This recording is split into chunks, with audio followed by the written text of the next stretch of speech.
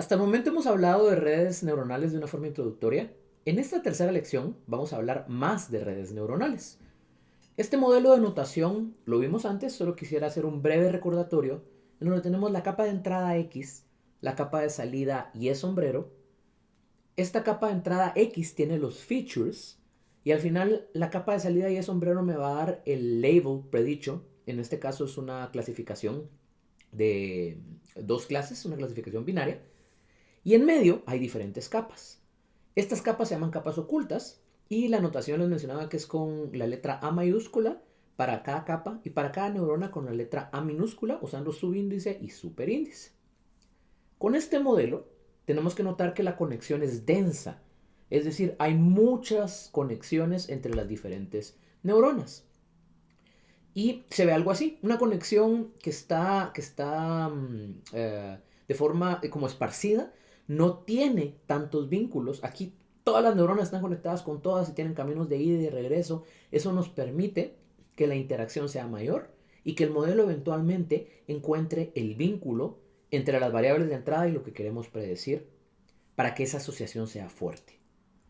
Para ver cómo está funcionando por dentro una red neuronal, que es una duda común, tenemos el playground de TensorFlow. Por ejemplo, aquí en la pantalla vemos que hay dos features, x sub 1 y x sub 2, son colores, ¿no? Entonces uno está naranja azul, horizontal, y el otro vertical. Luego tenemos cuatro neuronas en una capa oculta y dos neuronas en la siguiente capa oculta para obtener la salida.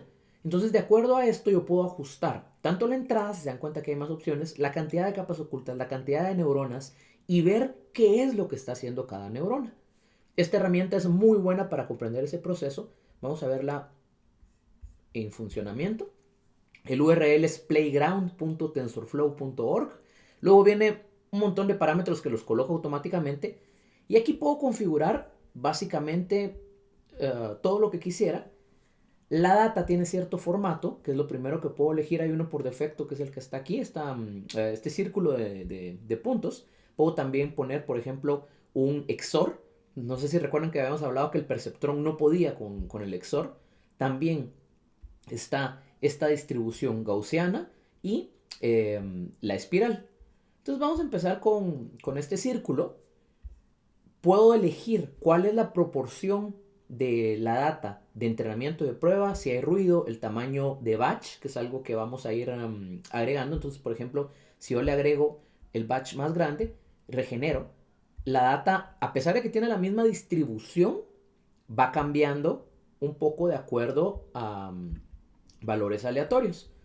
Entonces, por ejemplo, si le pongo ruido, es un poco más complicado para la red neuronal. Y si cambio la cantidad de data que hay para entrenamiento y pruebas, también va a cambiar el resultado. Con eso listo, puedo elegir si quiero, por ejemplo, únicamente una entrada, si quiero dos, o puedo ir agregando diferentes tipos de features.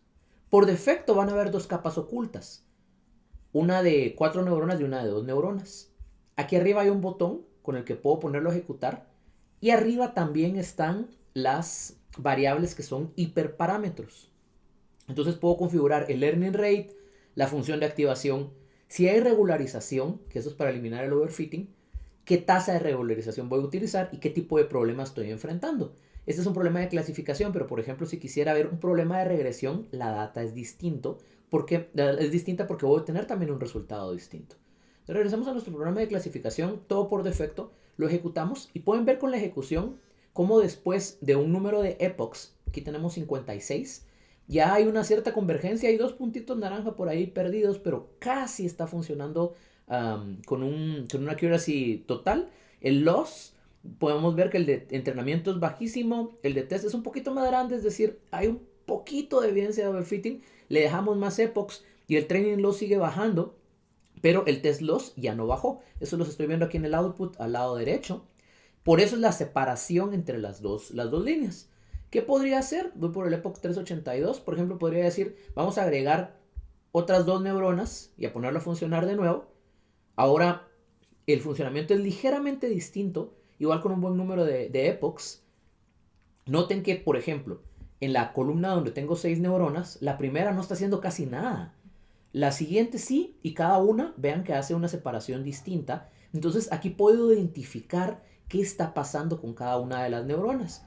De la misma forma puedo reducir el número de neuronas y volver a ejecutar. Entonces la convergencia toma más tiempo y el loss es un poquito más alto que el caso anterior porque tengo menos neuronas.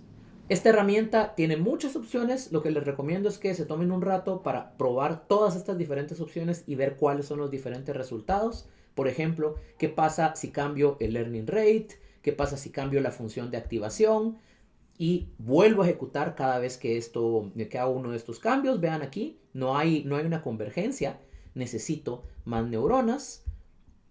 O tal vez el problema es la función de activación. Si le ponemos un relu y volvemos a ejecutarlo, ahora pareciera que sí está funcionando, pero el loss no es tan bajito, ahí ya tiene un poco más de forma, etcétera. Con esto pueden entretenerse un rato y es un playground que nos permite analizar qué está sucediendo adentro de estas cajas negras que son nuestros modelos construidos con redes neuronales.